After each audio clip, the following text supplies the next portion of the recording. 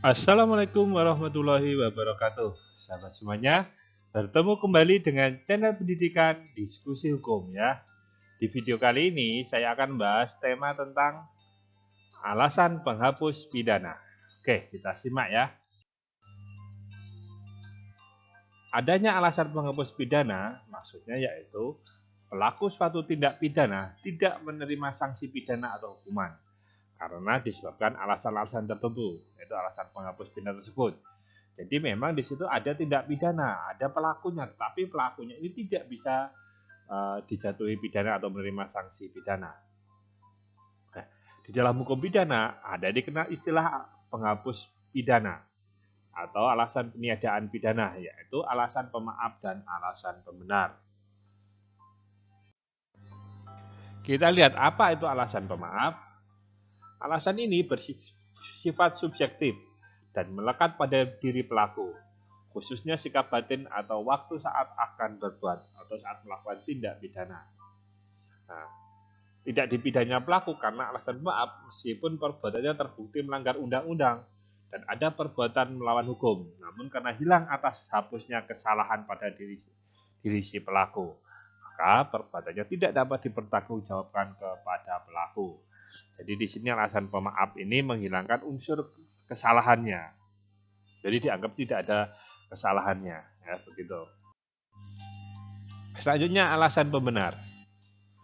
Alasan ini bersifat objektif dan melekat pada perbuatannya atau hal-hal lain yang berada di luar batin si pembuat. Jadi ini tidak pada si pelakunya tetapi di luar pelakunya. Nah, tidak dipidana si pelaku karena perbuatan tersebut telah kehilangan sifat melawan hukumnya. Jadi hilang sifat melawan hukumnya. Nah, walaupun dalam kenyataan perbuatan si pelaku telah memenuhi unsur tindak pidana, tetapi karena hapusnya sifat melawan hukum pada perbuatan itu, si pelaku tidak dapat dipidana. Oke, kita lihat ya, 7 alasan penghapus pidana dalam KUH pidana atau KUHP. Yang pertama, adanya ketidakmampuan bertanggung jawab dari si pelaku karena sakit jiwa atau gila ya. Pasal 44 ayat 1 KUH pidana. Jadi kalau sudah dinyatakan gila, ya sudah pada diri pelaku, berarti di sini ya tidak ada kesalahannya di dia. Nah, jadi sering kan kemarin ada yang melihat bahwa beberapa satu tindak pidana dilaporkan, ternyata pelakunya sakit jiwa, ya, makanya tidak diproses pun itu tidak bisa. Namun untuk menyatakan jiwa sakit jiwa atau tidak, ini lebih baik masuk pada persidangan, jangan sampai gilanya hanya pura-pura. Yang kedua, adanya daya paksa atau overmah, pasal 48 KUH pidana. Ya, daya paksa dapat terjadi karena tekanan fisik atau psikis yang begitu kuat yang tidak dapat dihindari lagi, sehingga orang tersebut terpaksa melanggar perbuatan yang dilarang undang-undang.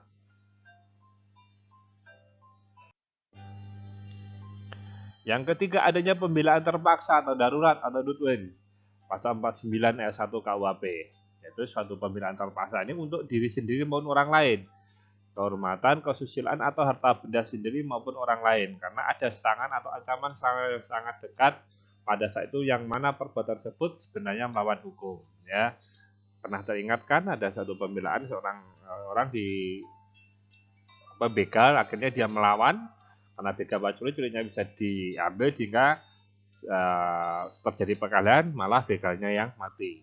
Gitu. Adalah pembelaan terpaksa. Nah, adanya pembelaan terpaksa yang melampaui batas, with excess, pasal 492 KUHP, suatu pembelaan terpaksa yang melampaui batas yang langsung disebabkan oleh keguncangan jiwa yang hebat karena serangan atau ancaman serangan itu. Ini juga tidak bisa dipidana, ya. Yang kelima, karena menjalankan suatu perintah undang-undang, pasal 50 KUHP ya. Karena ini menjalankan perintah, ya ini biasanya ya para aparat ya melakukan perintah undang-undang, ya dia kalau mungkin di situ ada unsur kekerasan, ya sehingga di situ dia tidak bisa dimintain pertanggungjawaban pidana. Karena melaksanakan suatu perintah jabatan yang sah, nah juga sama ini, pasal 51 KUH pidana. Karena menjalankan perintah jabatan yang tidak sah namun dengan itikat baik, pasal 51 ayat 2 KUHP. Ya, walaupun di sini jalan perintah jabatan tidak sah, namun karena ada itikat baik, ya mungkin dia karena dia contoh seorang penjaga keamanan, dia di situ berjaga, tapi itikat baiknya berjaga karena harusnya selesai, tetapi ternyata rekannya belum datang sehingga harus melakukan satu tindakan. Nah ini walaupun memang di luar jam kerjanya, tapi dengan itikat baik ya dia tidak bisa dimintai pertanggungjawaban. Nah, selanjutnya alasan penghapus pindah di luar KUHP atau ini di sini tercantum dalam jurisprudensi ya. Jadi ada alasan penghapus di luar KUHP. Nah, ini tercantum dalam jurisprudensi. Contohnya hak mendidik. Jadi kalau guru ya kan mungkin lakukan ada sedikit kekerasan terhadap muridnya, ya kan, yang mana itu tujuannya untuk mendidik dan itu tidak melampaui batas, nah ini bisa menghapus pidana. Yang kedua, pemberlakuan hukum adat setempat, ya bisa jadi ini ada suatu hukum adat. Yang ketiga, contohnya dalam perkara korupsi. Ini pelaku tidak mengambil keuntungan, negara tidak dirugikan, dan kepentingan masyarakat terlayani. Ini juga tidak bisa menghilangkan pertanggungjawaban pidana. Baik, itu tadi penjelasan dari kami. Terima kasih sudah menonton video ini. Jika ada masukan atau saran serta pertanyaan, silahkan disampaikan di kolom komentar. Kami akan berusaha menjawab apa yang Anda tanyakan. Sampai bertemu kembali di video kami yang akan datang.